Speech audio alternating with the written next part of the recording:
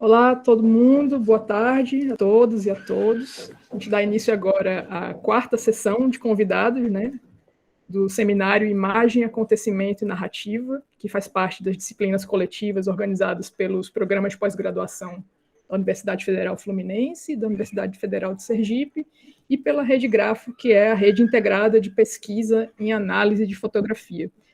Essa série, para quem tem acompanhado, né, está sendo organizada por mim, pelo meu amigo, parceiro e colega Benjamin Picado, que excepcionalmente hoje não vai poder se juntar a nós. Ele está em Lausanne, na Suíça, apresentando também trabalhos sobre quadrinhos e coisas mais. Então, eu tenho certeza que ele vai voltar com várias novidades, então hoje eu vou conduzir a discussão da disciplina. Nas últimas semanas, a gente tem trazido uma série de convidados para discutir narrativas visuais documentais, né, em diversos meios e gêneros. E hoje, acho que a discussão do Johannes vai tocar um pouco nessa relação da tensão entre gênero e meio, between genre and media, something that we are going to talk about later. So, temos um grande prazer, né, de receber o Johannes C.P. Schimid para dar notícias frescas sobre seu novo livro, cuja introdução, né, foi traduzida e disponibilizada pela turma. E aí a gente vai falar um pouco sobre a relação entre quadro e enquadramento nos quadrinhos. Né? Em português fica quase cacofônico.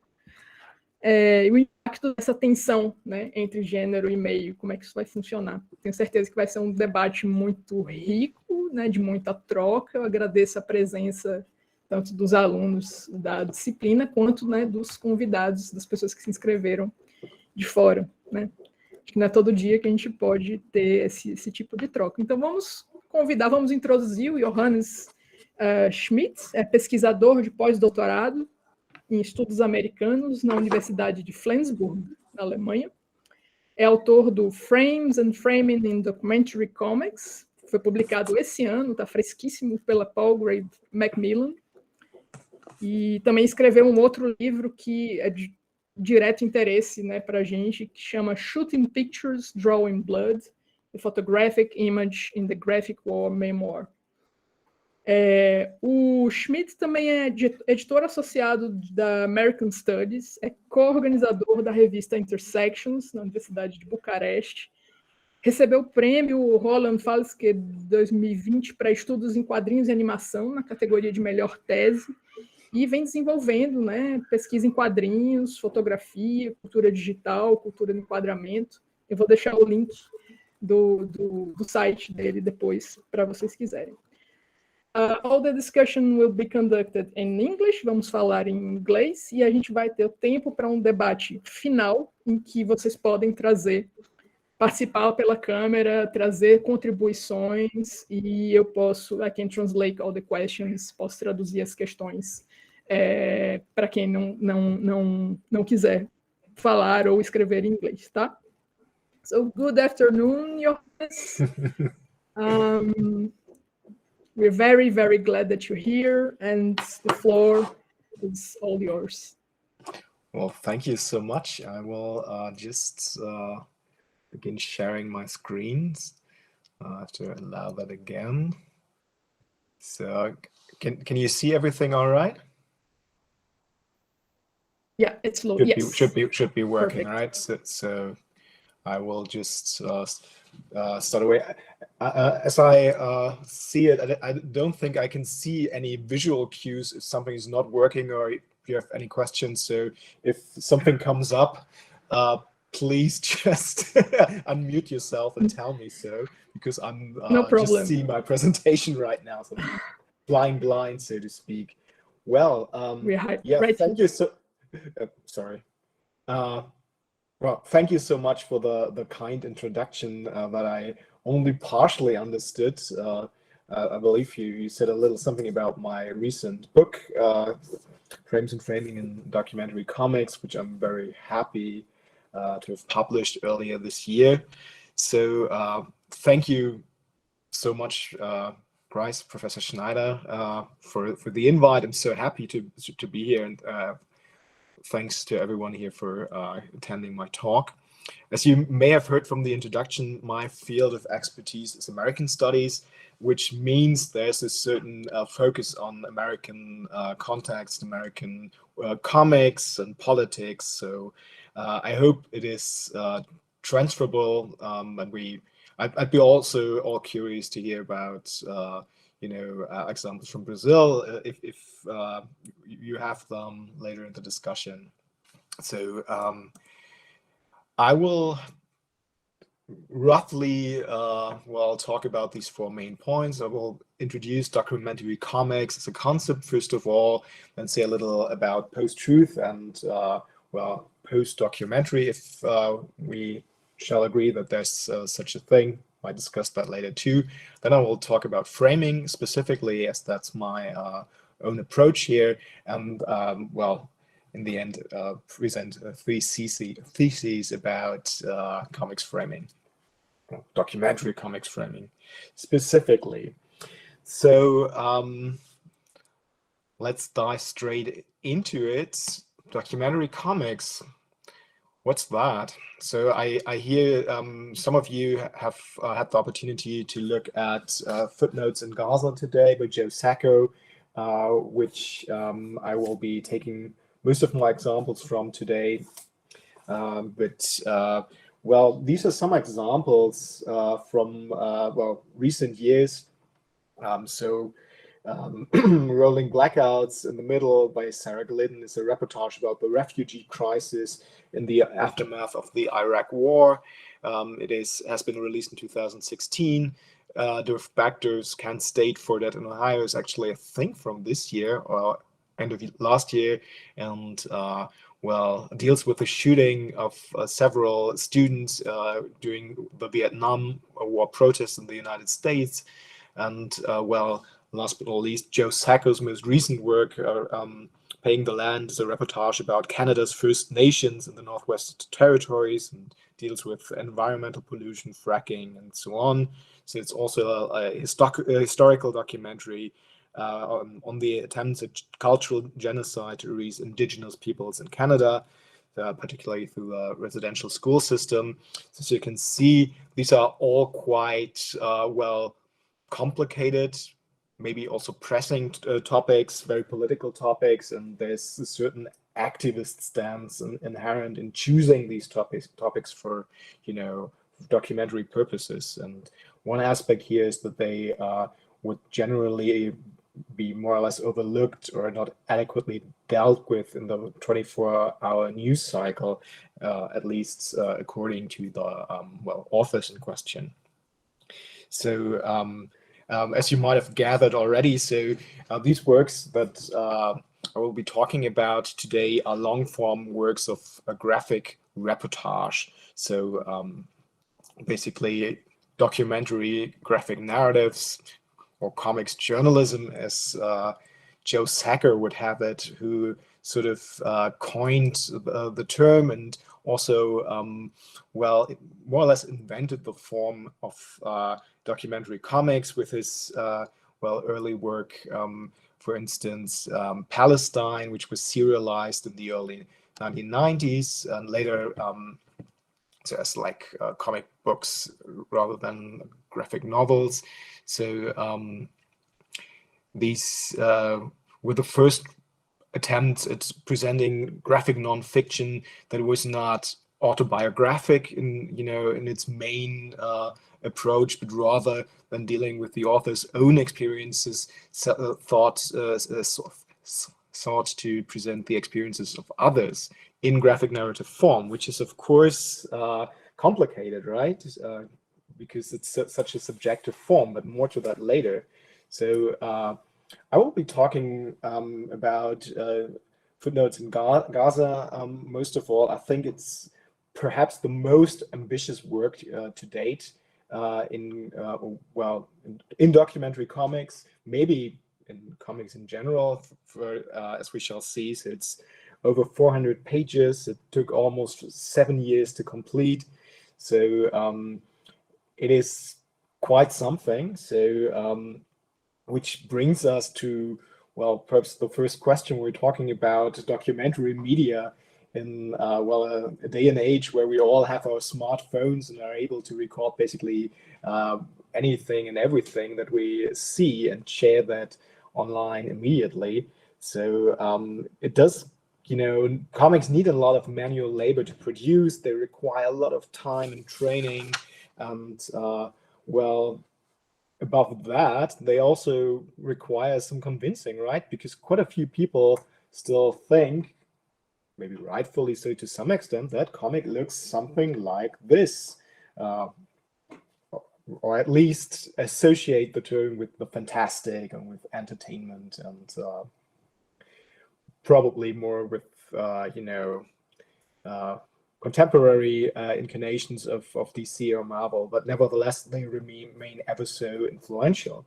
So the question that we you know, have to ask ourselves, obviously, at the very beginning, first of all, why should we trust a cartoonist to deliver something that can be thought of as documentary, and also why comics at all? So well, one question, one answer to that question, you know, besides other possible well, solutions that I find especially convincing, is that in recent years the climate for the representation of facts in documentary evidence and so on has shifted dramatically. So at the end of the Trump presidency in the United States, and this is of course the Americanists, the North Americanists that is speaking, ended with the Washington Post counting over 30,000 false and misleading claims. I'm sure we have all heard about the attempted insurrection on January 6th, and this has been a combination of post-truth politics, you know, a political agenda that does not only use lies but attacks the factuality itself by asserting that facts either do not exist or don't matter, and everything is biased anyway. The, you know, Trump administration and, you know, family members have circulated internet memes that like this one that well, belittle the thought that, you know, fakeness or you know, reliability, as you can see from the comment, is something to be concerned about at all. Or you might have seen this gift shared by President Trump in 2017, wrestling scene, well, where he basically metaphorically beats up CNN. So you know, these memes ridicule those that care about facts, and of course social media platforms are not helping. Facebook has been a lot in the you know, in the news lately concerning this. So you know, algorithms don't exactly help with factual representations. And then there's, you know, the infamous statement of President Trump having alternative facts. So the question, are alternative facts really facts, is something, you know, of a tautology in my, to my mind already. So there is a certain discourse that certainly hasn't, you know, been around only in the last 5 years, but even longer, as for instance, sociologist Bruno Latour argues, linking this to the you know, climate crisis, which, you know, people know about for quite some time already, but try to you know, well, argue against. However, I think in recent years, especially in the 2015 and 16 presidential race in the United States, but also with Brexit in Britain and so on, well, you might have your own well, examples there.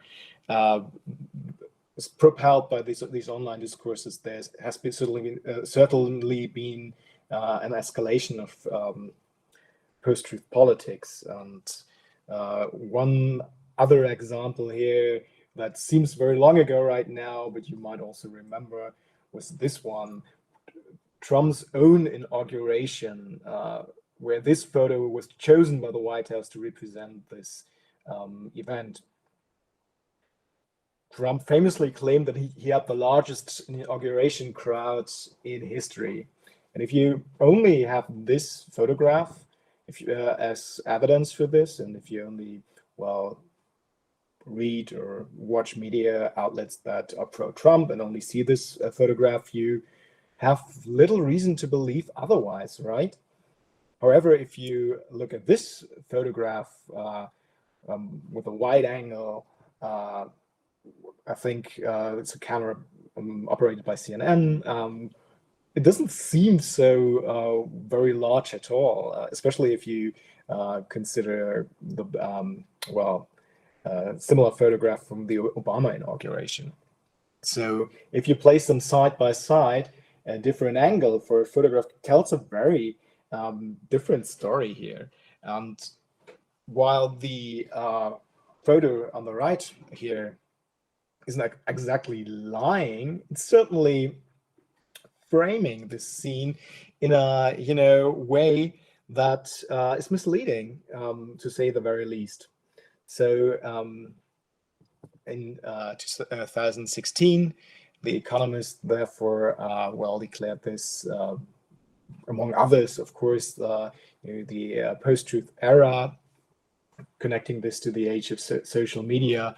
So they claimed that this was a moment in history, or is perhaps an ongoing moment in history, in which truth is not falsified or contested, but of secondary importance.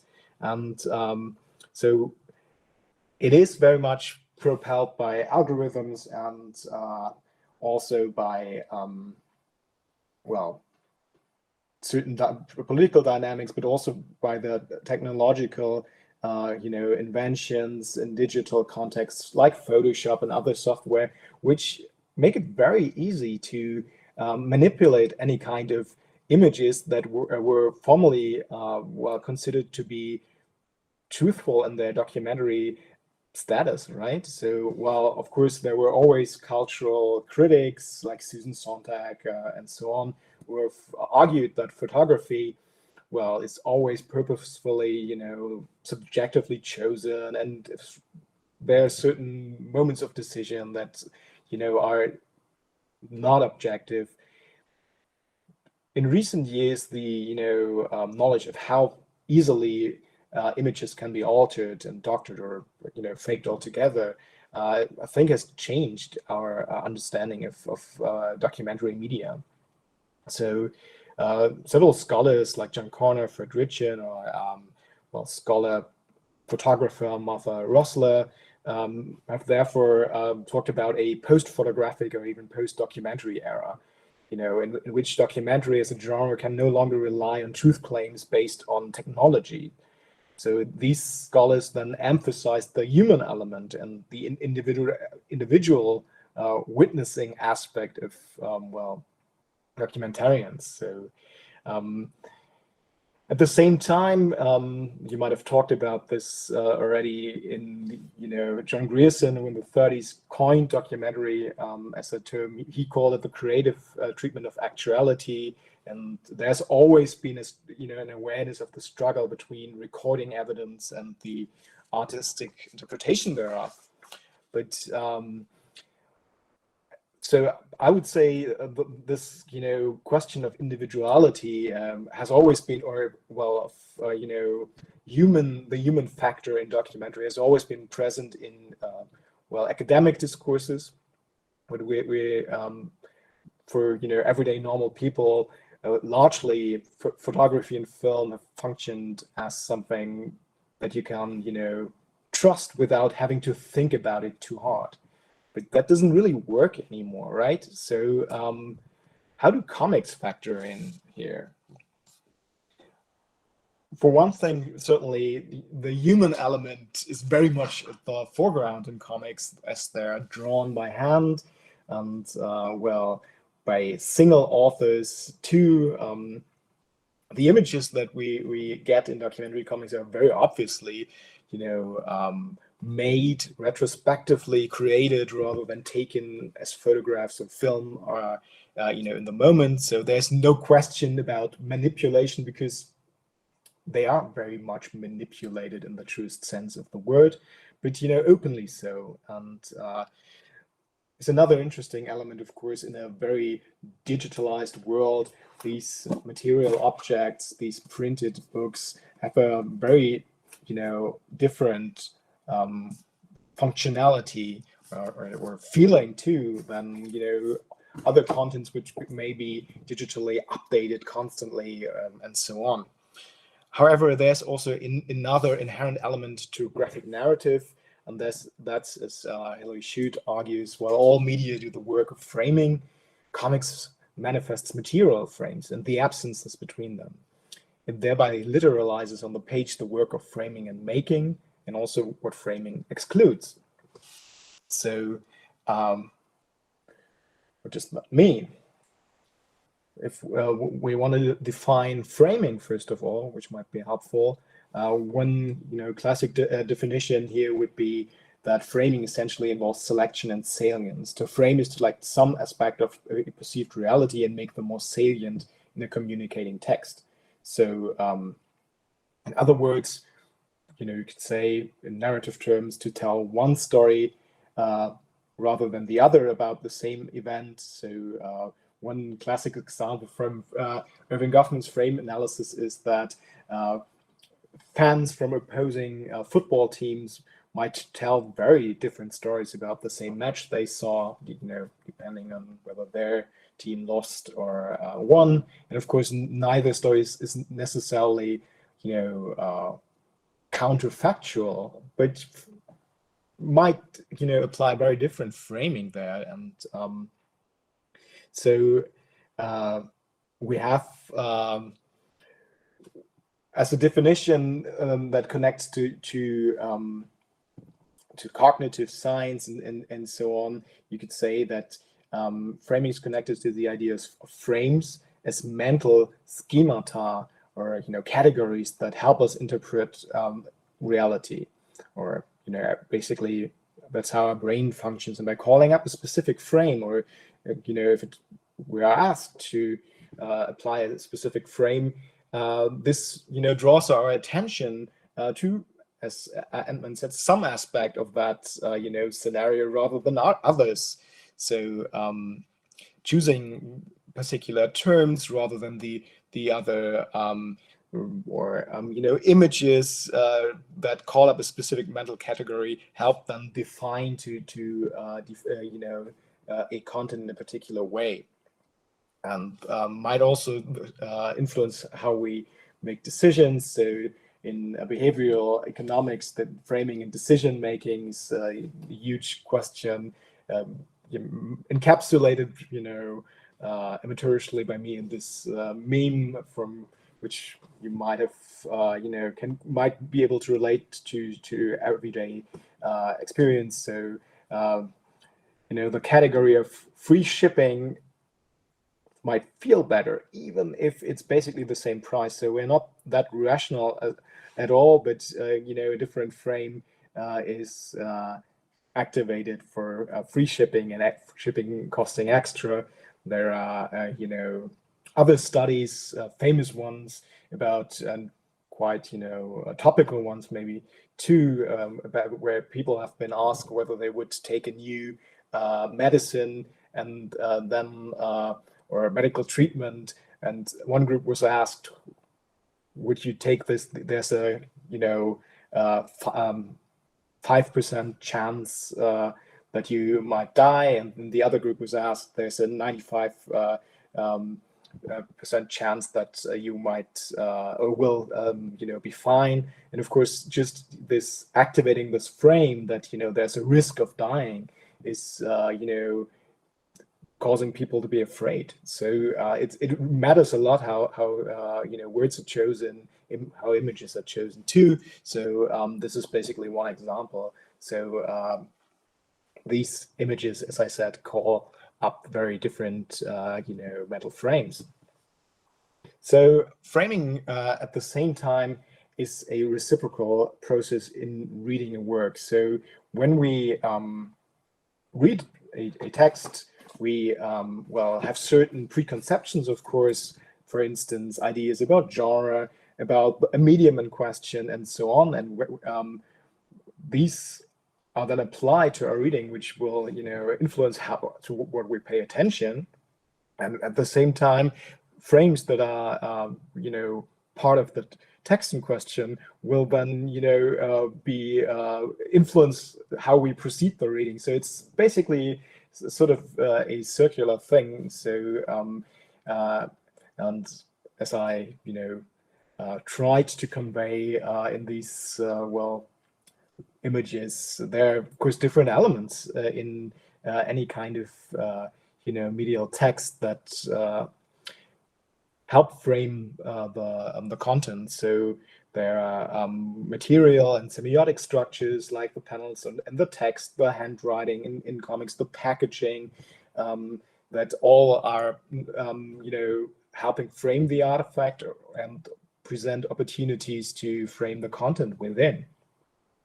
So again, what frames we have in mind while reading a work also influence what we pay attention to, and by extension, when it comes to documentary, how something is framed in terms of a real scenario, also in the end, influences how we see the world. So I would therefore propose to understand framing in two different ways when it comes to comics. First of all, the strategic use of communicative resources to encourage a particular interpretation of a scenario. So whether you choose the one inauguration photo or the other, depending on what the author wants us to see there. And then the process of structuring a representation or portions thereof by situating it within certain boundaries. So, for instance, in the material frame of the book, or within certain panels, and so on. So these two sort of go together, and especially with images. So we can, a cartoonist can very much choose what they want to present and what, where they want to, draw the line, cut off the image, and so on. So by structuring the text through frames and framings, the author embeds an interpretation of the represented events and cultivates a specific state of mind for the reception. And in the graphic narrative book, this is very much encapsulated in the very mediality of comics. So I argue that the graphic narrative book is in essence materialized as a system of textual frames. So we have material frames like the paratexts, which I'm going to talk about in just a moment, the visual frames, the panels and grids of comics, and then certain narrative framing devices, for instance, framing narratives, different levels, prologues, epilogues, and so on. And this is also what I'm going to talk about next. Rather than a combination of, content and packaging, or form and content and so on, I would very much argue that these are all, interlocking combinations of different levels of framing. So let's start with material framing. The paratext, a term coined by a narratologist and literary scholar Johannes, argues basically that there's a certain meaning to all these little text attached to the medial artifacts. Jeanette, in his original definition, even extends that to the larger surrounding discourses, but I will only be talking today about what is actually material present in this thing. So we have the title, we have names of authors and publishers, cover images, and so on. And there are rather menial things like, the purchase price or the barcode. But I would argue that we shouldn't overlook that something like, a fancy publisher, or the fact that it does have a barcode, also inspire trust in the sense that, there's a certain legibility, it's legit, sorry. in the sense that there's well, certain industries surrounding it that also vouches for the content that is contained within, and other elements like, for instance, the blurbs, the testimonials on there, well, help advertise the book, but it also tell us something about the content. So you know, here on Footnotes in Gaza, in my edition at least, you know, someone from the New York Times Book Review tells us about artists combined with investigative reporting of the highest quality. So already before picking up the book, someone from the New York Times Book Reviews told us that this is actually investigative reporting. So good to know if we never have considered documentary comics. But then there's of course other stuff like the longer text. But what is also certainly meaningful, something like a dedication that in this case dedicates the book to the people of Gaza, which shows right away where Sacco's sympathies lie in this documentary.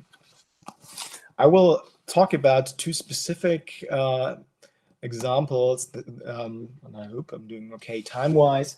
So many documentary comics feature forewords, introductions, and so on. And this thing is 4 pages, which is quite long, but not unusually long. So here, Sacco explains, you know, as you might be able to read, the genesis for the book, and so sort of autobiographically stating how he came towards this topic, and reflects on the conflict itself that he's talking about the form, about, you know, problems that he had. So there's a certain meta element that we as readers made aware of before we have read any comics, if we choose to read everything chronologically.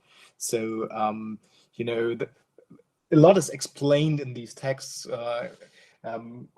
more often than not also that they are actually truthful and they are representations of actual facts and so on. So there's certainly much, I mean, this needs to be said, and for many readers, and it is being said. Footnotes in Gaza then also, after the main story, features not only 1 but 4 appendices, and a bibliography where Sacco explains, you know, the history books he used and the sources and so on. And here we have additional documents and interviews that are added in prose rather than comics. So even if you don't read this at all as additional information, there's also a certain gesture in adding that, namely to show, you know, the meticulousness and the trustworthiness and the accuracy. So all these paratexts certainly also have, you know, symbolic functions beyond their actual use value as additional information. So I think this is really an important point here, and also separates the graphic narrative book as a physical product, material object, text from webcomics, which is another interesting phenomenon, which I won't be talking about today. But let's move on to material, to visual framing, which is of course the bread and butter of comics. So here too, quite important aspects can be, you know, named. First of all, there's a framing component, as we've seen with the photographs I've been talking about, with the individual elements. But in comics, the, you know, important element is that we're not talking about single images, but about pages that feature grids and sequences and so on. So images are rarely ever presented without further, you know, context. However, let's start with the fact that we have a cartooning element to basically all comics, and this is taken from Scott McCloud's classic Understanding Comics from '93, where he in comic form explains how comics works. So, well, very early comic studies work, which is still great. I think it was just a call for papers where, you know, the 30 years of understanding comics should be well addressed. Wish I had time. However, as McLeod demonstrates here, comics usually, or cartooning works, that there's always a degree of abstraction present. So if we might take the photograph on the left for, you know, a slice of reality or whatever, the farther we move to the right, the clearer it becomes that this is just, you know, well, unspecific, or, you know, could be everyone. So there's a degree of choice of how cartoonists, how individualized cartoonists want to portray their characters. And sometimes in documentary comics, when they talk about people who are actively persecuted, it's a good thing that they are not recognizable as they would be with a photo, but still there's the possibility to give a certain, you know, likeness to them. And individual drawing styles, of course, between different documentary cartoonists differ strongly, and the, you know, correspondence to well, photography or, you know, unmediated reality differ. So on the upper left, we have Sarah Glidden with a so-called ligne claire style. There's Josh Neufeld, who would draw somewhat realistically and then uses color to have a, you know, an alienating effect there. And Guy Delisle on the right, at the same time, chooses a highly abstract style, which then, you know, makes the very few hints at certain emotions or moods that he, you know, uses for his characters all the more important. Joe Sacco, of course, has a rather realistic style. You wouldn't mistake it exactly for photographs, but it's still quite clear, you know, clearly, you know, legible, visible, to see what he means.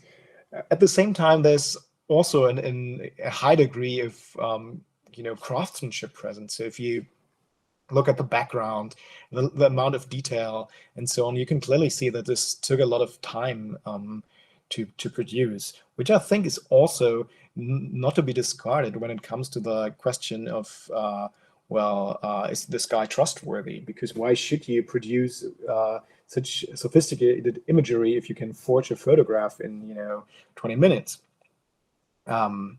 So individual drawing style, of course, also, you know, links the image to a particular individual, which already shows us that the, you know, individual author is also important here, rather than you know, the often unknown or unseen photographer or, you know, filmmaker.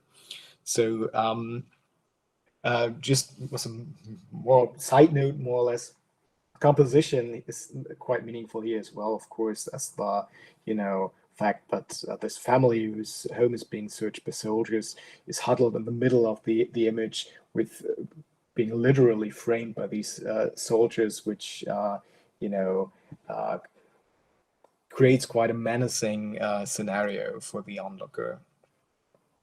However, as I already said, comics images, comics pages are more or less defined by the fact that there's a co-presence of different images at the same time. So we're constantly being made aware of other, you know, well, images of other scenarios, other perspectives that coexist at the same time. And well, as Hilary Shute also has, you know, argued, we're also constantly made aware that there are, you know, these gutters in between. So not the whole image is shown, which photography, of course, you know, does similarly, but we just don't see it because we usually don't have like these sequences there. So as McLeod again, you know, well, quite vividly explains, if you look at these images, there's a certain mental process going on.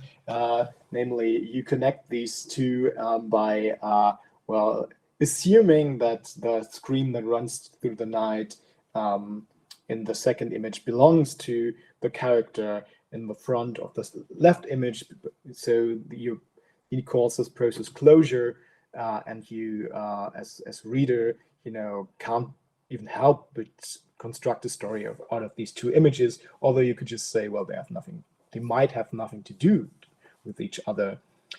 Likewise, he argues that you also complete individual images. In this case, a little, tongue-in-cheek,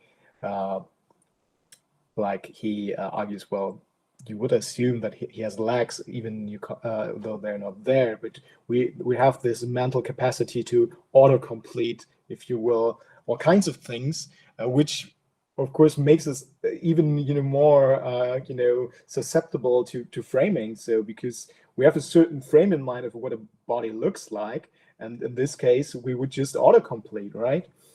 Which helps us in navigating everyday life, but we might not always be right, especially with what we suppose that bodies look like. But that's a different topic. So in this scene, for instance, which shows a group of Palestinians being confined in footnotes in Gaza, as sort of breaching a wall, we certainly know what's going on there. However, we are also constantly made aware of that. It only shows us certain moments rather than an uninterrupted flow like in film, or a singular evocative moment like in photography. So here there's clearly something going on, although and also something quite dramatic going on, but we only get glimpses. And the fact that these text boxes in the middle of the left page are juxtaposed upon different panels, then again raise awareness of the fact that there are certain levels to all of this, and the fact that the witnesses that are the sources for these images are also sort of juxtaposed upon these images. So the artificiality, if you will, the madeness of these images constantly invoked on a compositional level. And I hope I'm not talking too fast. I think I am. Another point. It's okay. Good to hear. Another point that I just realized is that I haven't really said much about the content of footnotes in Gaza, and I don't think everyone had access to the book. So very briefly and very belatedly, so this is a reportage about a historical documentary, really, about two massacres in the Gaza Strip that took place in the 1950s, and which have been largely ignored by historians up until this book came out, and only few documents actually exist. The numbers strongly diverge about the number of victims there. So Sacker went to Gaza to investigate, and basically created an oral history by interviewing witnesses upon witnesses about these events that then in 2002, I think, when he did the reportage, were 50 years ago. So there is a certain problem with memory and accuracy there, which is another important aspect of this book. And he tries very much to create some sort of approximation to what went on or took place in the 50s there, and tries to do some justice to the victims of these massacres. But it's a tricky topic. It's a very complicated one for sure, as I think we can all see. However, let's go on. So just here, another framing element is, of course, that by placing the head or the sort of talking head presentation of the interview partner who gives his witness account, that within this crowd also uses the framing of the page to create this sense of confinement that he must have experienced back then as well. And well, a statement, "I thought I would die, I didn't have any space," then works in consonance with that. In the next step, you could also see that the text boxes then sort of break the visual frame here and connecting these two levels and these two timelines. Right. One aspect that I didn't want to leave out is that Sacco, as you can see here, takes great care to individualize faces, unlike Guy Delisle, as we have seen, for instance. Here, one point about drawing these people and their experiences to make it actually, individual and legible and so on. So this is certainly a important gesture towards his documentary subjects, to do justice to them also in a sort of visual accuracy. Right, I need to move on. So an important aspect of course is narrative framing, which sort of means that each individual image is a part of a larger sequence that comes together as a story. And oftentimes these graphic reportages work on a sort of two-part level, or contain two different narrative strands, namely the story of the investigation, that then presents interviews and the author's own experiences and so on. But included in that are then, as embedded narrative, the witness account that tie together the story of past events. So there's more or less like a detective story, so like a level of investigation, and then a level of the preceding crisis. So in this image, for instance, which is highly detailed, double page, so and striking sight for sure. This is something that Sacco witnessed himself, and as you can see, he's even included as a sort of trademark within the image, drawing attention to the fact that he has actually witnessed this himself. And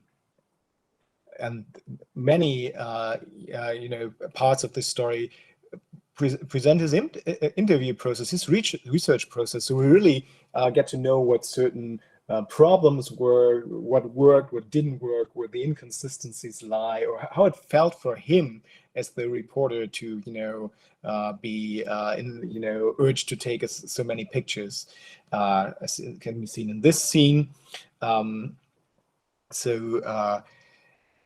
Then again, a lot of parts of this very complicated stories are attributed to individual witnesses that again are individualized, and in some cases even named. In one case, in the lower bottom, only graphically individualized, but not named for reasons that I think we can all imagine. In some cases, this is highly interesting, he also presents different accounts from different witnesses. In this case, only small details where they tell him different things, and he presents them side by side in a way where he doesn't really take any, give us any hint which is to be believed. So it really leaves a lot to the reader to decide or to make up their own mind about what might be the correct answer. And the meaning behind this is, of course, that it's not so much about the, capital T truth, but rather about the fact that memory about an event like this was so long ago is, of course, fallible. So these inconsistent accounts are still, placed in an egalitarian way side by side. And then again, there are also witnesses who were just uncooperative. And including all that sort of meta story about the investigation, even goes so far that in another work, this is from the Fixer, he fact-checked one of the accounts of his main witness with another journalist who's a local, and Jens says, "Are you crazy? This is definitely not true what you heard." So he goes a long way to show how he, goes through the process of fact-checking, of investigating, all that very differently from a lot of other documentary artifacts that circulate. So this strategy of presenting all kinds of details like this is something I have called conscientious authentication, which entails that authors sincerely and to the best of their knowledge and judgment reveal inconsistencies, acknowledge limitations, and explain how they came by the information they present.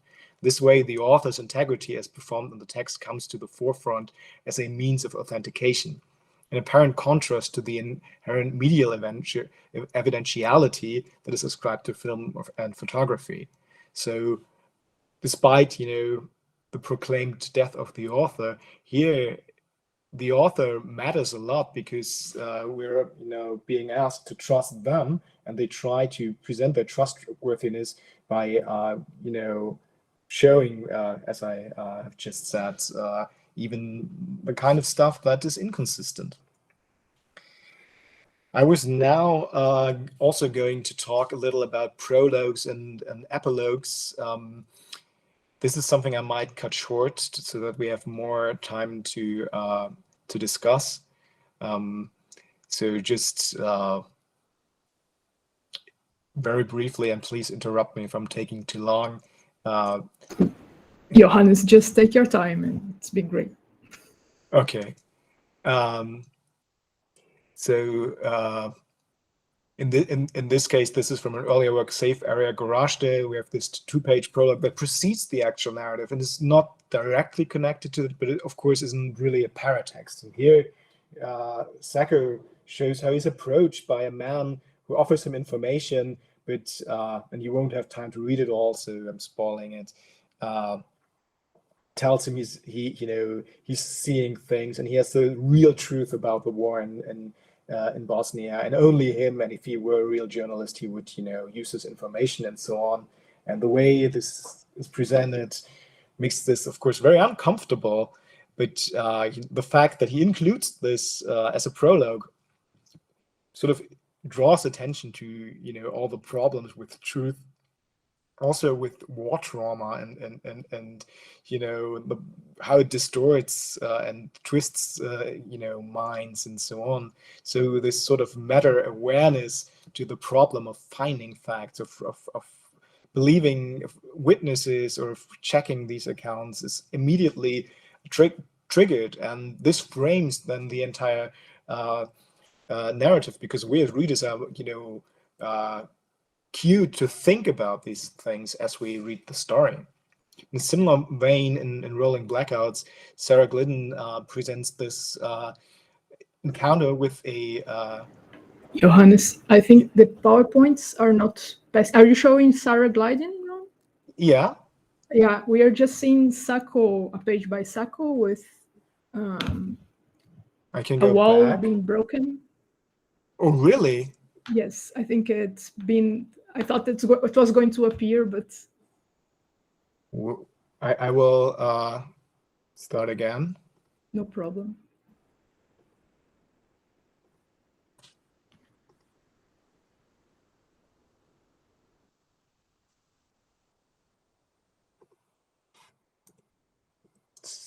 Oh, okay. Yes, great. I hope you've seen these last slides too, right? No, the second, no, we haven't. So basically, the last one you saw is this one? Yes. Oh no. But that's no problem. Okay, so well, I hope it made sense without the images.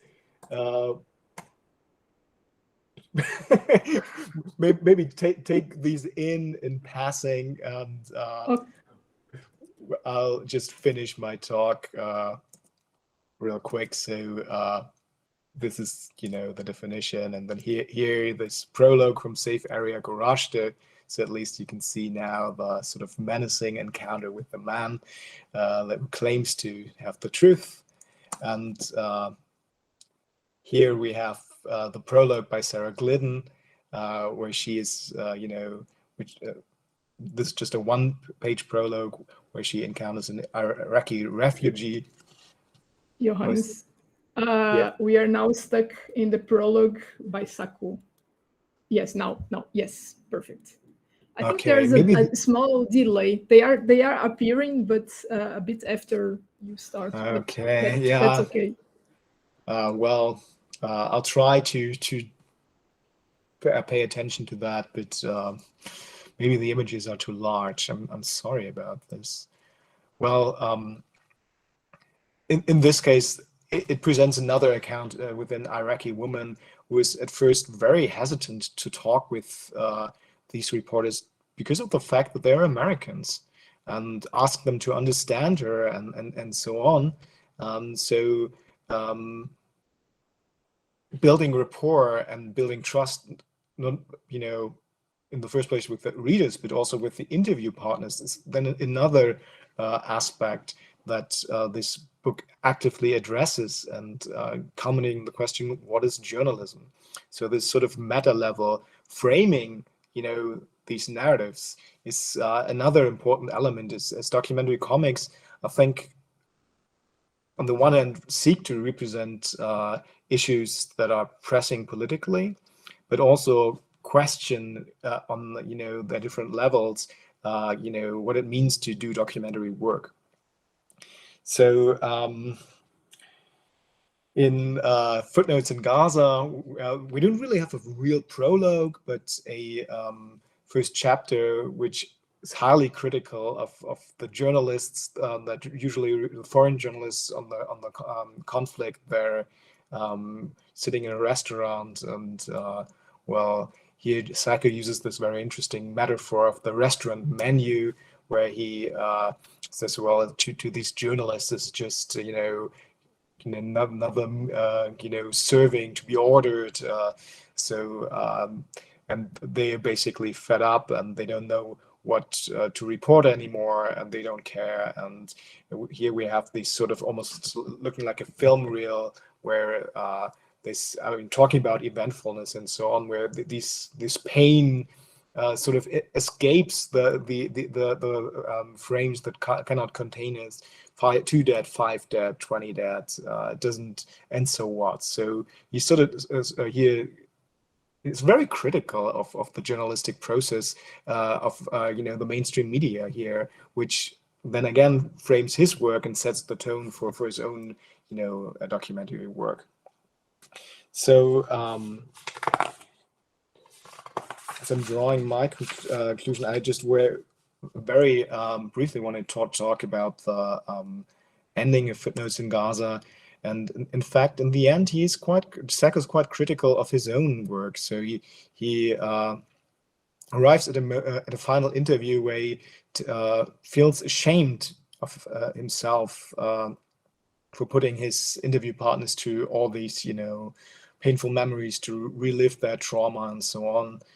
Certainly the placement of the text box here in between these two men, Sacco and his interview partner, is very telling here. There's a certain, disconnection that he can't overcome here, despite his best efforts to be a good, meticulous journalist. So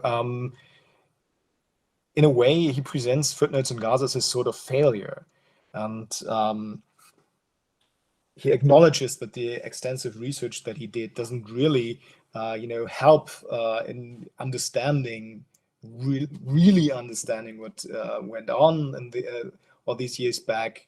He then adds an epilogue, which in 4 pages presents a highly individualized account of one of the massacres, in which a man then is, from whose individual perspective all this is seen, is knocked unconscious, and it all ends in blackness. So sort of there's this contrast between this 400 pages of meticulous investigation, and then these 4 pages that might be just as truthful in a certain way, and very much leave a lot open that maybe cannot even be said. So as I said, in a way, you could see this as an admission of defeat. At the same time, Sacco still published the book, right? So I think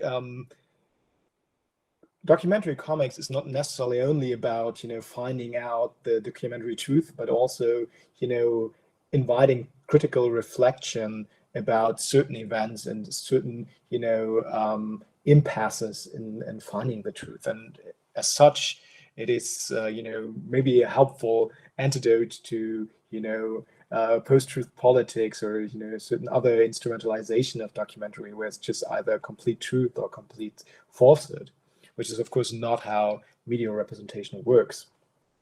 So I want to end with the promised 3 theses on documentary comics framing. So first of all, framing is necessary. Of course, framing, you need to have a cover and all that for a book to be a book. That's not news. However, I think in documentary comics, it's especially needed this sort of authentication element that in order to be believable, this meta story is helpful, that these levels of authentication in introductions and forwards and so on, in notes, help, complete the whole effort. So, and the combination of written text and graphic narrative, I think, is also an important element here, because, the medium of comics in combination with the genre of documentary need to be explained oftentimes. One of the main assets maybe of this unusual combination is that it invites reflection of medial framing processes per se. So because it breaks with conventional expectations for nonfiction, comic demands a critical approach, and in turn uses this attention to question journalism and historiography per se. And it draws attention to the fact that all documentary images, not just comics, are not insular artifacts, but are purposefully selected and stem from certain contexts, and choices are being made. And last but not least, it also refocuses attention to boundaries and limitations. For instance, like we've just seen with the epilogue of Footnotes in Gaza. So in a way, there's this certain antithesis to digital media. So it is an approximation to the truth, and there's only so much that can be done. That you can't really update it, you can't really revise it. It is something that is it's ink on paper and it's done. And admitting that you can't do everything and you can't polish everything, but rather there's the best efforts and to the best conscious might also be an important factor here. So coming back to the beginning with post-truth politics and here, so the earnestness and the attention to the process rather to the end product here, or the goal to find out the absolute truth, I think is very helpful here in understanding, acknowledging what documentary can do, what documentary needs to do, but also what shouldn't be expected, namely that there's only one truth that is clearly definable. Thank you so much. Sorry for the problems with the presentation. I think I'm also a little over time, but I'm looking forward to the discussion.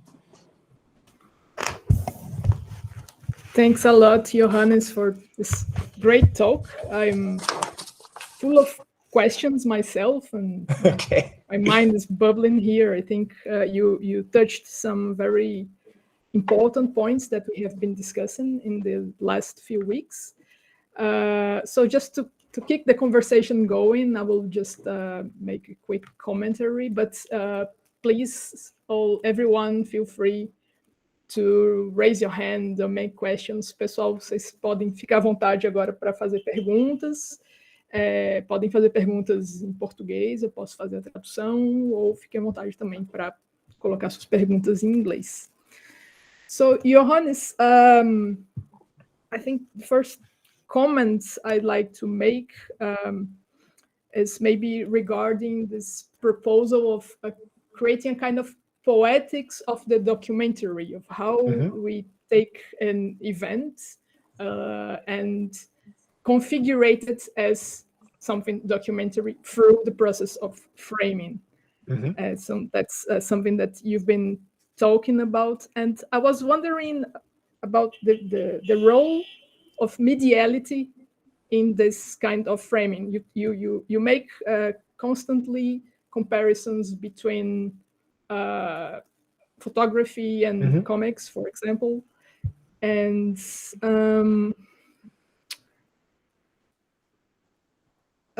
I think there's a question of something that you started with your talk about talking about post-photographic things and post-documentary, the depth of this and the depth of that. That it gives photography, for example, how would I frame it? I mean, the ontology of photography, the way we define photography as something directly related to indexicality. And recently we have been actually all this talk about how easy it is to, to fake and to do these things as something that maybe can free photography and from the way that we used to see it. My question is, this is more like a perceptive habit, a perceptive way that we treated photography than something inherently mediological about the machine. Because it's machine, we think about it as a record-based, necessarily documentary, and we have been recently seeing that many people are working with photography in other ways. So in comics, I think there's a slightly similar movement. And when you finish your talk bringing Sacco and all the discourse of shame that he brings in his, which is very similar to what Chris Ware and Adrian Tomini, they do with their works in fiction. But this shame is also some discourse of honesty to bring some kind of realism. So there are many things that I'd like to to bring, but my main point was actually questioning about this need for a mediological framing of the problem, since the configuration of a visual event, of a visual testimony. For example, if you take Gombrich and the way he talks about the mental schemes and the way standards of truth can be built in big paintings, for example, that's something that's already there, not inherently of comics or paintings or photography itself. I'm surely not clear at all, but I think that can give you room for some comments, and then we can wait for other questions. Yeah, there was. I think there was a lot in your question or questions. So if I don't cover everything, please, call me out on that. Well, maybe to start with this sort of confessional aspect that you raised with shame and Sacco commenting upon his own work. So I think we shouldn't forget that comics is certainly a narrative medium, right? So you might have read Susan Sontag, who then says, well, narratives can explain, events. Photographs can only haunt us, and we might not, necessarily agree in all kinds of situations with that. But if you want to define one, benefit of comics is this narrative component, which can explain, which can frame in a way that no single image can do. And I think this is quite important here. When it comes to this you know, in inherent mediality and truthfulness. There, of course, I think you can't really do away with indexicality, right? So even if you know that this is problematic on all kinds of levels, I think indexicality is something that in many situations is also still important. And we've seen a lot of cases in recent years where police brutality, for instance, was captured on mobile phones by different people. So think of Eric Garner, where we have different videos of him being choked to death. And this is, of course, so I'm not saying that this is not, that photography is, something of the past, shouldn't be considered truthful and all that. But in these cases, the fact that, these were amateurs, we weren't professional journalists, and you can see that. And that is important too. And comics then is maybe the exact opposite, but it still, does things differently. So there you need to be a certain professional to even draw comics. I can't draw comics. I can snap a picture on my mobile phone if I'm, in the right place at the right time. So they work very differently. And you can certainly see that too in how these images are taken. And what they share, though, is that there's certain, like, this human element, this this awareness that this has been done by an individual person, not some disembodied objective spectator. So it's not the camera itself, but the camera is also only a tool. And I think in classic documentary photography of the 20th century, it's oftentimes ignored. Right. Yes. There's a second point that I'm very interested in, but I will first see if someone has questions. Don't be shy.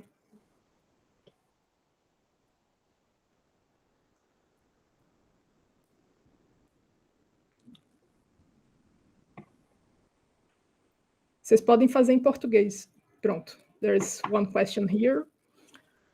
Márcio asks if you have any comments on the construction of frames and framing in autobiographic comics.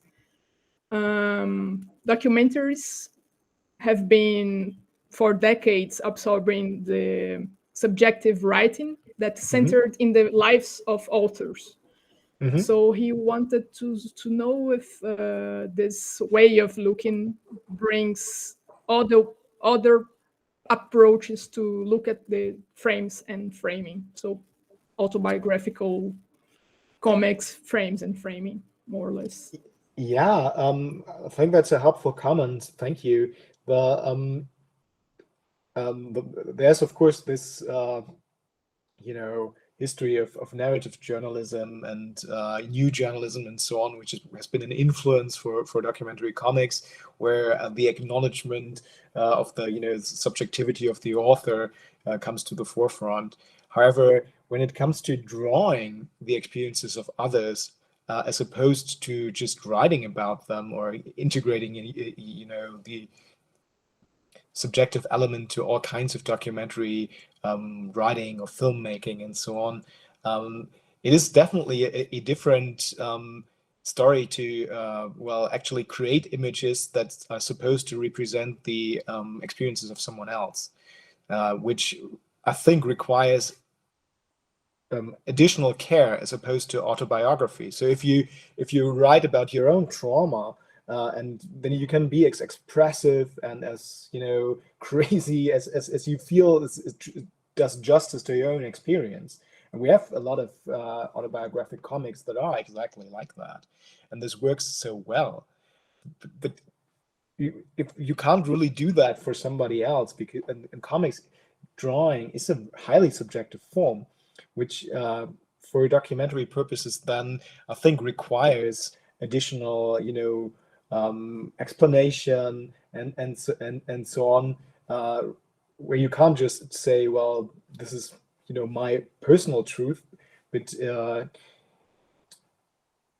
comics, documentary comics, I think then is sort of a combination of these two elements, right? There's always this autobiographic component where Sacco might, for instance, talk about how he traveled to a certain location, how he found interview partners, how he maybe doesn't trust a specific source or something like that, but then framing the interviews or the oral histories on that level. But this sort of autobiographic track is then only maybe a gateway to sort of represent the experiences of someone else.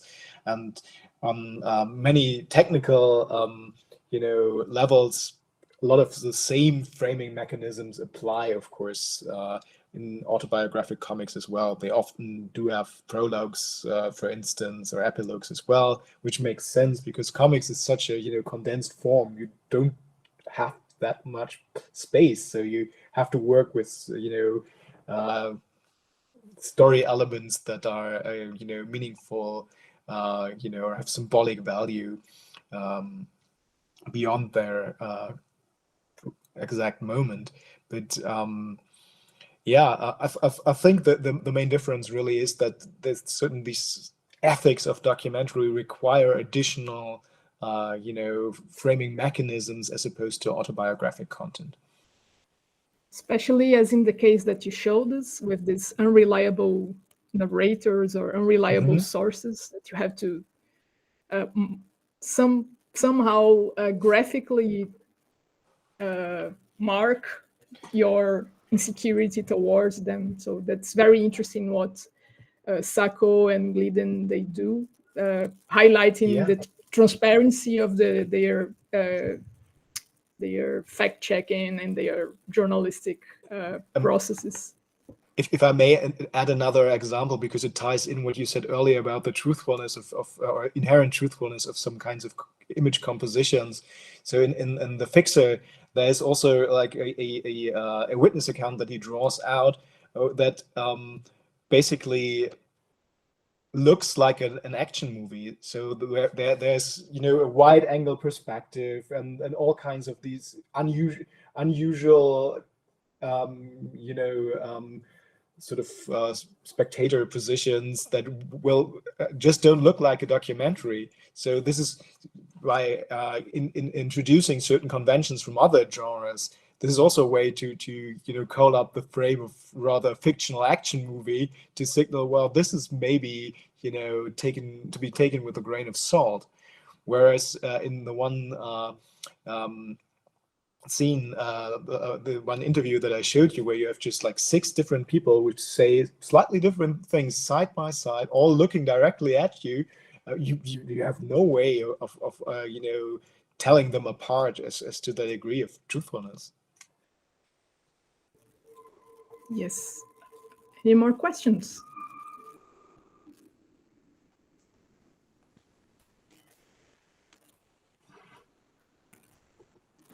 Hi, I'd like to ask a question. I might be a little repetitive because I think it's similar from what Mario asked. I was wondering if you think, Johannes, that there is like aesthetic, like a formal resources of the comics that are privileged by the documentary comics, because I don't have any familiarity with this. I'm trying to think that if there's something that it's more common on this documentary comics, like formally speaking, the choice of colors, or maybe the type of image, or the representations of the characters, or the framing of the board, in opposition from narrative comics. You know, so I think it's similar from what Mario asked, but it's something that came to my mind. And thank you for the presentation, and thank you, Grace, for the organization. Yeah, thank you so much for the question, and I don't think that's repetitive at all, and I think that's a perfectly valid question. There are two things basically that I would like to say to that. First of all, in documentary comics, what you see a lot are actually conventions that are not so different from documentary film. So in the way interviews are represented, so these like basically like we are just now these upper body shots, maybe a little more so like this. With people looking directly at the reader or the viewer in film, right? So certain like interview scenarios that you have a lot both in comics as in other documentary media, which just makes sense because it sort of mimics the way a normal conversation works, right? So sort of like picking up on these conventions to drive home the point that this is a documentary. And perhaps in autobiographic comics, you wouldn't have that as much because you don't really need to do extensive interviewing. But that's, of course, a different question. And then, I mean, the question, the next question would be of visual accuracy. There are, of course, highly stylized, abstract, cartoonish comics, and something like, Sacco, which has a certain degree of detail that can be, as I said, considered almost photorealistic. And for documentary as a genre, I think it is important that you have a certain correspondence to pre-medial reality. So if it doesn't look like anything that you couldn't recognize, for a documentary, that might be a problem. And because the sort of political component of documentary also means that documentarians want to persuade us as readers of a certain, factfulness of a certain reality, and so it needs to correspond to the actual world. And comics usually do that either by a degree of realism in their drawing style, or by as for instance Guy Delisle does, by using a certain means of cartooning to portray certain emotions in characters, for instance. So it may not look like an actual human face, but you can see in a certain context that these are relatable emotions, that there's a certain emotional truth then that is placed over visual accuracy. That's something you will oftentimes have in certain works. Joe Sacco is not one to use that extensively. He only uses sort of like exaggerated cartooning, rarely and only in his older works, as far as I'm aware. But I think sort of like these two components are sort of available to cartoonists to choose a degree of accuracy. And accuracy can also differ. So Sarah Glidden, as I've shown you, has this clear line style, so this French tradition, which I don't find very realistic, but I spoke to her and I think she really finds her drawing realistic. And then I looked at it again, and she uses color as opposed to Sacco, and I think the color is something that she puts a lot of thought into to make that look accurate. So there are different levels to that.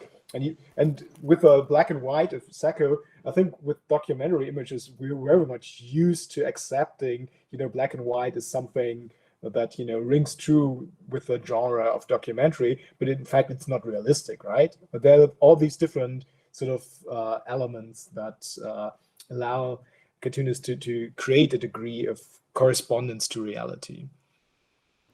Yeah, if I may, I think it's again a matter of conventions. Any graphic style could be used for documentary, and many very accurate and realistic forms are used for telling fictional stories. So it's fact and fiction are not necessarily stated by a graphic style, a chosen style, either in comics or in film or whatever, but there are, of course, many conventions that could work as tips or cues to make us read them in a certain way, I think. Absolutely. Yes. I mean, the prime example in comics is, of course, Art Spiegelman's Mouse, which uses these animal characters to represent the horrors of the Holocaust of all things, and does that, in a clever way. But this also requires a sort of, cues on other levels to realize, okay, this is why he does that, and this is nevertheless still, truthful and historically accurate in nonfiction. So almost no medial form, I would argue, can be inherently without some kind of outside indication, identified as non-fictional, right?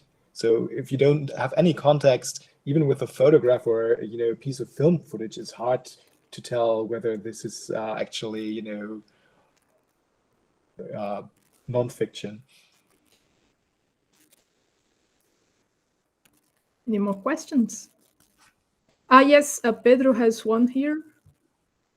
I will try to translate it. He says it's almost inappropriate question. Oh, yeah. He says that some people say that the term truth seems to have been transformed into an anachronistic, vague, and purist concept, which is close to the idea of faith. What do you think about this? And do you think it would be more appropriate to replace the word truth with the term as evidence? Wow. Right. Yeah, that's a good question, and usually my answer to all these questions is that I don't find terminology that important as opposed to what we actually mean by that. And truth certainly is a concept that we as academics need to challenge. So there's no way around that. We're gonna, if we go about talking about truths, then well, I think we're not doing our job right.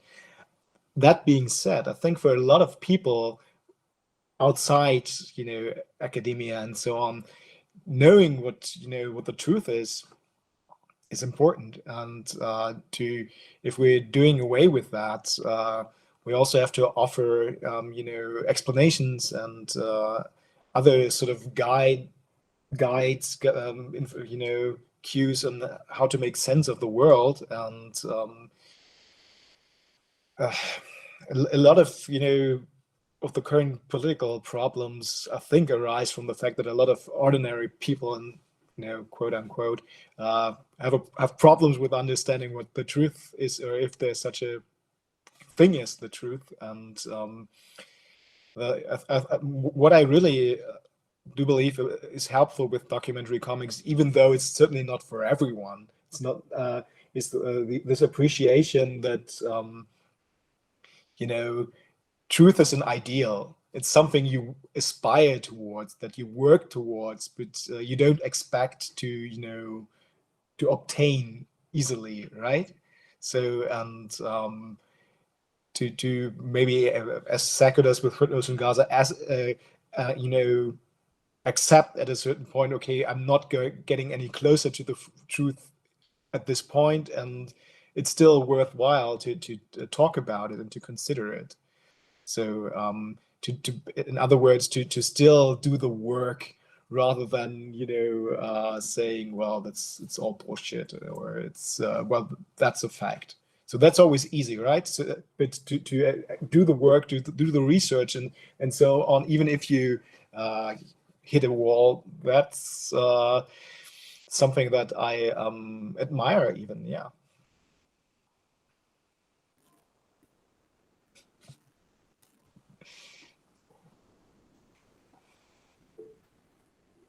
Victor?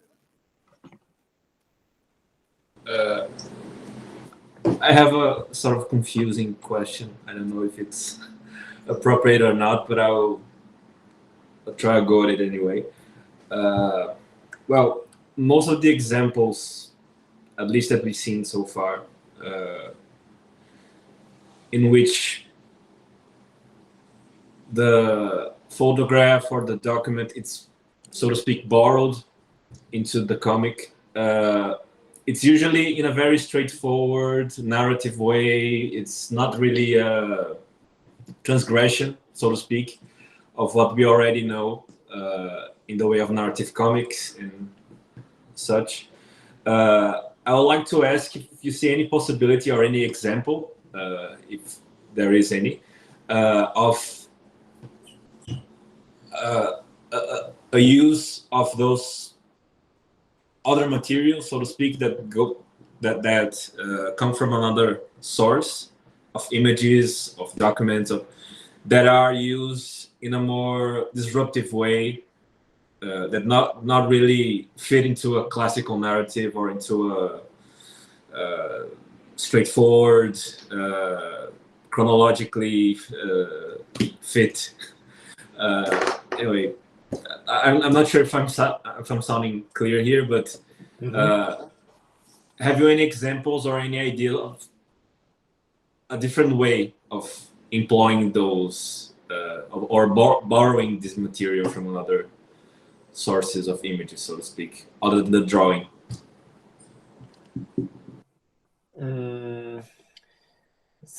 I'm not entirely sure if I understood the question completely. So are you?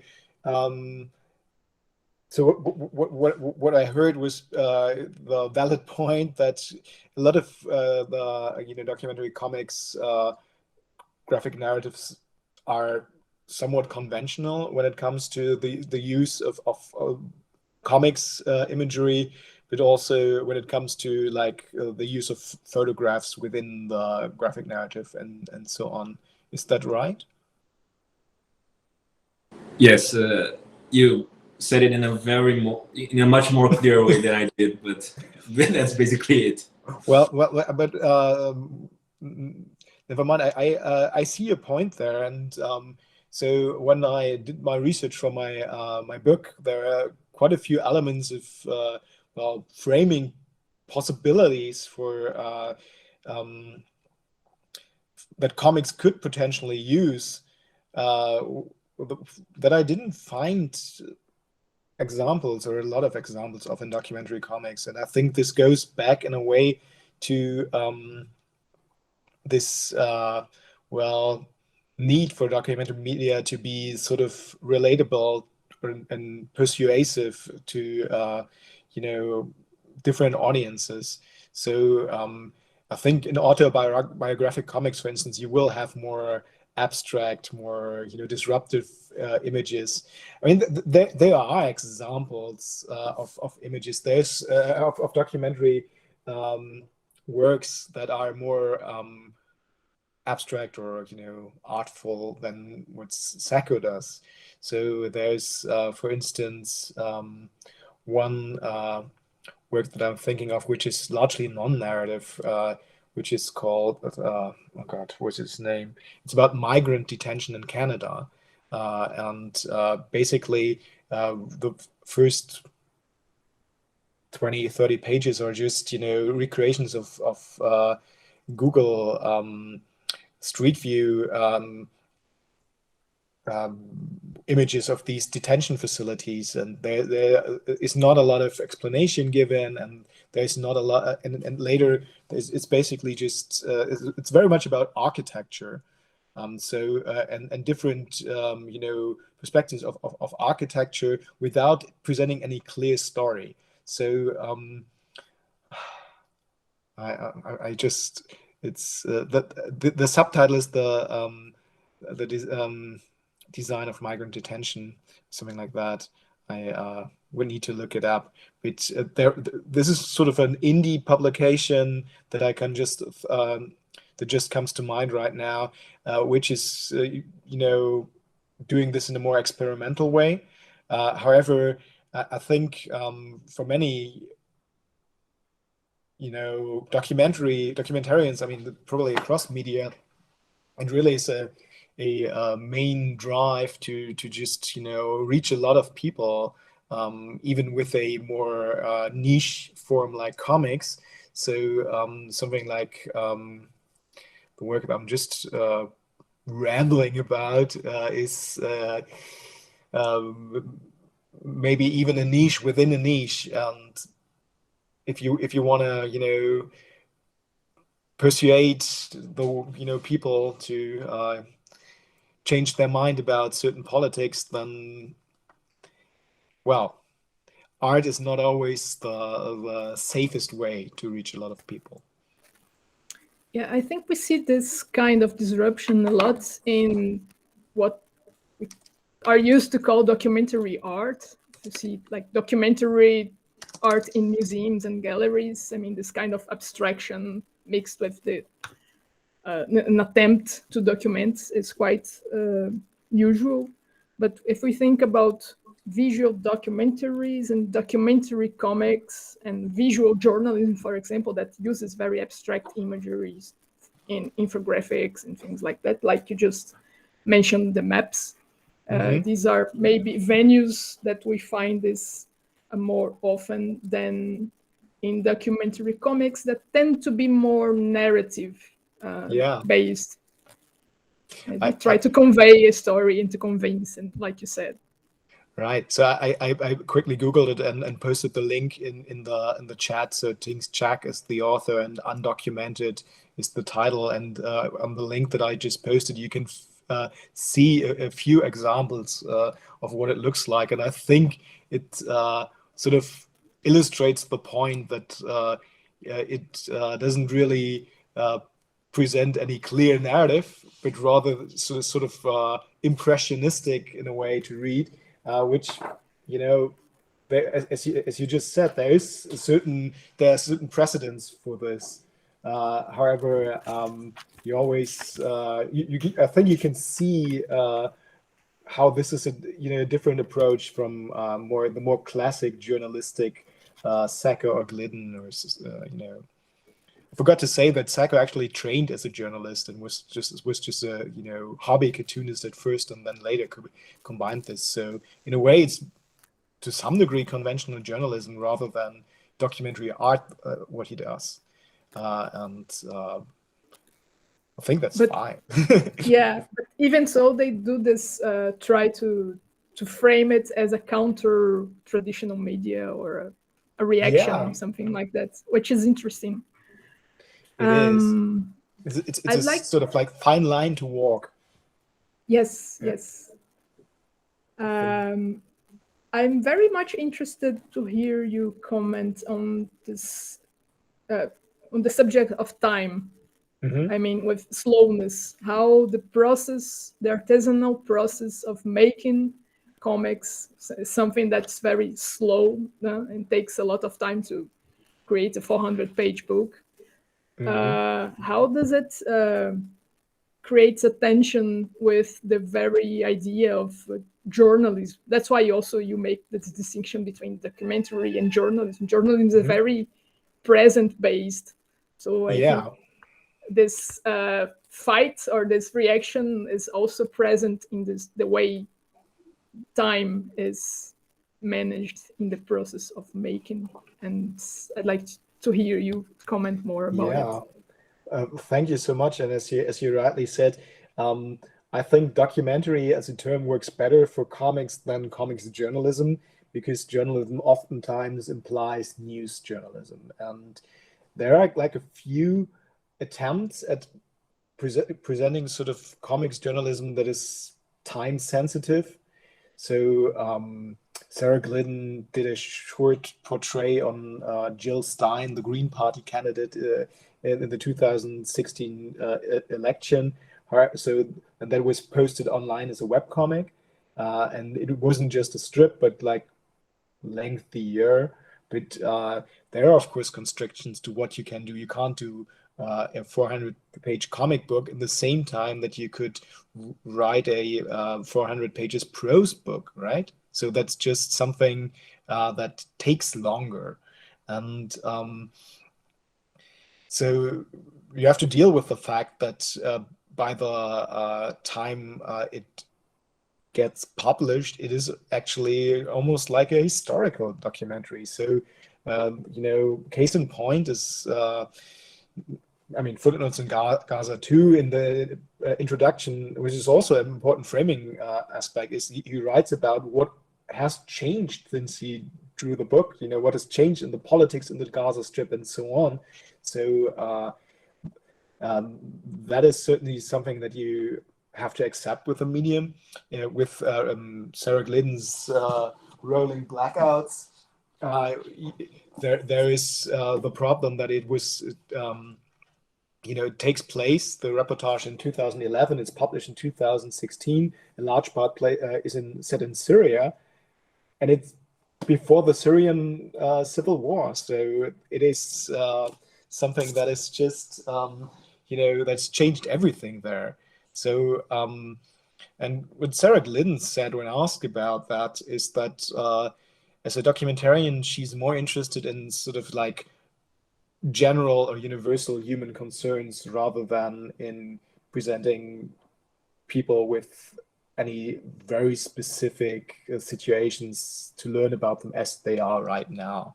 And I think you will have that with many documentary comics, that it's not necessarily something that you hear about for the very first time, but that offer a different perspective on things you might have already heard about. So of course there are, you know, certain works that maybe talk about something that you've never heard of, but usually there are other sources available, at least on these conflicts, which you know, this sort of retrospective, you know, delayed representation of comics, then that I think best is things question already existing assumptions of something or about a certain scenario or conflict. And yeah, I think I wanted to make another point where just lost my track. I hope this is a satisfying answer, nevertheless. Yeah, I'm hearing you answering it, and I'm thinking about also the way this time of producing affects the very the speed in which we draw might affect the graphic trace, the line, the graphic style. Yeah. So I was remembering an Argentinian who covered the World Cup, and he had very short strips, so they have to be short, like Sarah Glidden. And also how the graphic trace can be considered like an indexicality of the presence of the body. I mean, someone was there with their own body, like making these drawings, and in a certain speed that is evident in the way we see it. So yeah, absolutely. I mean, there are certain restrictions in how accurate you can draw if it's a sketch on site in the moment. And for some, I mean, many documentary cartoonists use that as a resource to make more detailed images later on. So not every scene can be photographed. So I mean, some like army checkpoints in Gaza couldn't be photographed, so Sacco sketched them. And then in Guy Delisle's Jerusalem Chronicles from the Holy City, there are actually quite a few sketches included in the final work where he includes these rough portraits or you know, drawings of architecture that then very much, first of all, as you said, show like the trace of his individual hand, but also I think if they are juxtaposed with a different drawing style, draw attention to the fact that drawing style is always a choice and can be used purposefully for a specific, you know, portrayals or representations. So it's the same when Sacco, for very few opportunities, does these exaggerated cartoons to ridicule particular characters or to create some like unrealistic portrayals of faces, distorting them. Then you of course have this effect that this looks different and presents them differently, but also you're being made aware of the fact that all of these images are, of course, drawn by hand, and so it has a disruptive component as well. Yeah, precisely. That's it. Anyone has more questions? We have time for 1 or 2 questions, maybe. Bernardo?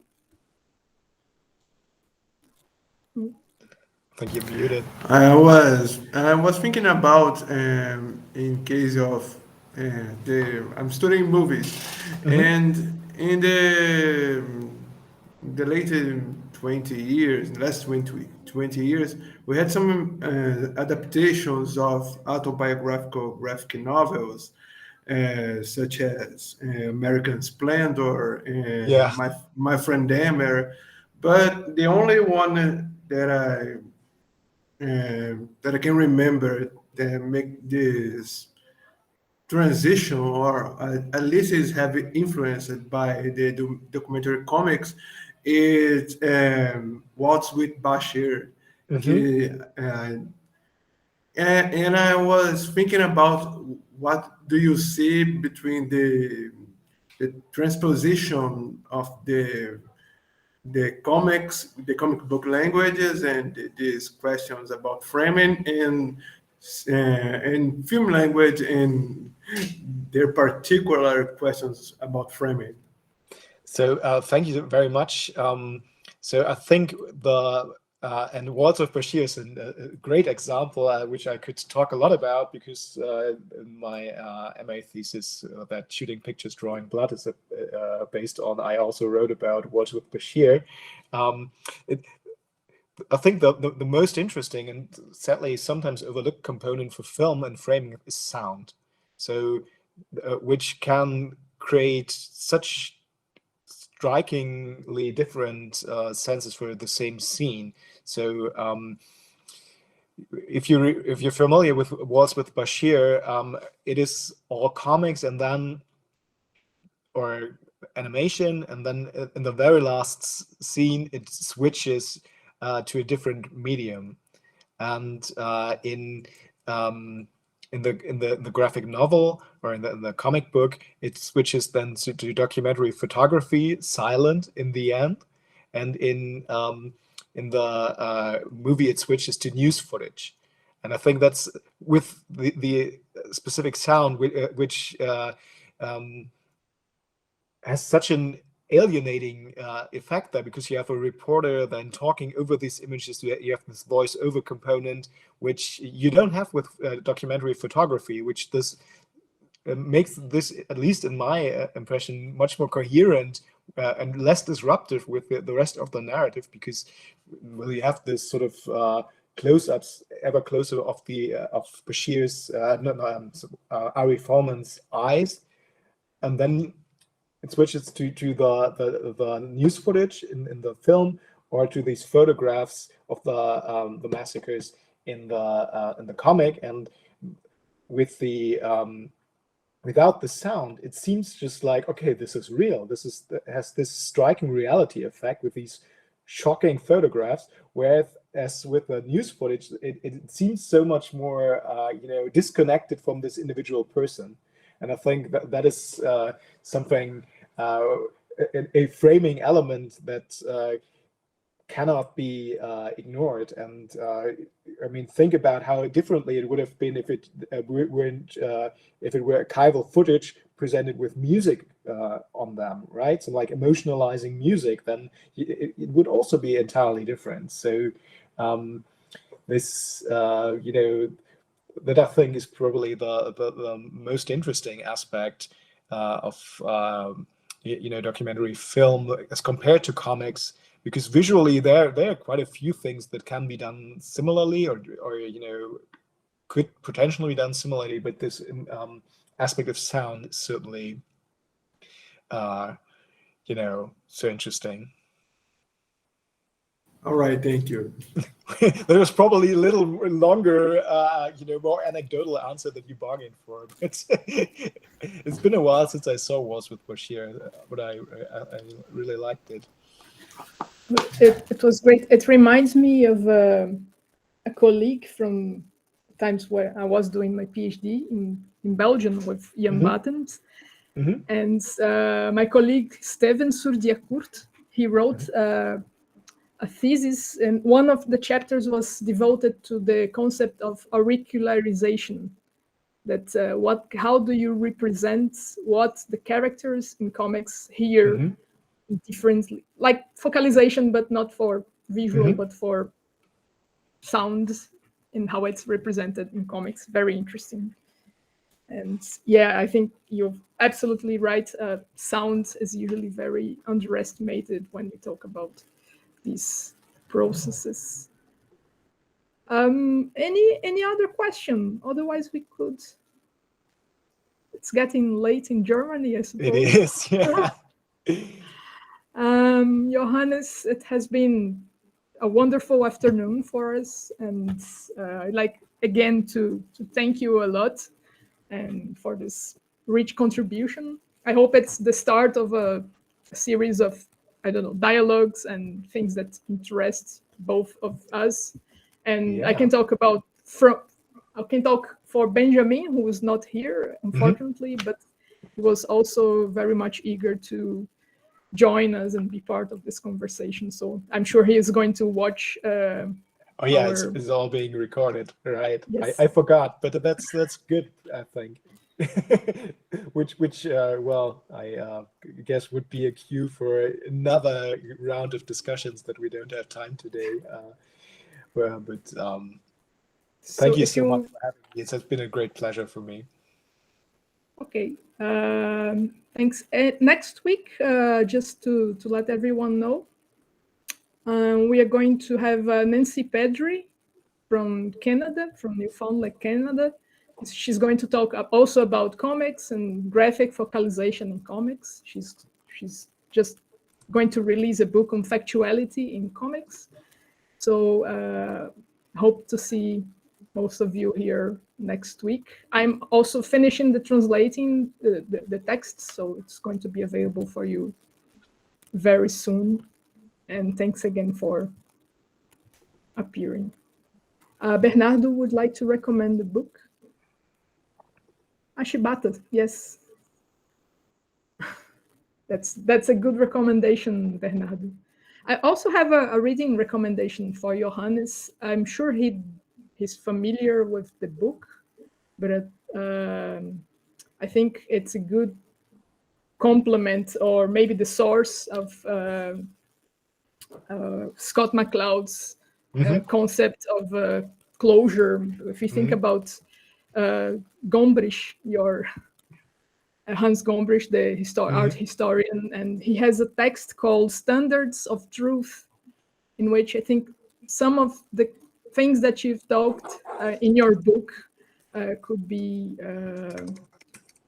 found there in these texts. So yeah. I do think I have an Hans Gombrich book in my on my shelf here that I wanted to read for the for my research, and then at some point said, oh well. Yeah, I was missing it in your bibliography when I was writing the review. It's just, there's McCloud here, but the real source, his importance, and but there's a few these whole branch of art history that I ignored shamefully, but it's a good cue. I will. Yeah, this specific text, I think it will ring a bell with all the things that you've been exploring in the book and here in this afternoon. Thanks a lot, Johannes. It's been Thank you so much. Wonderful. Thanks. Stop recording.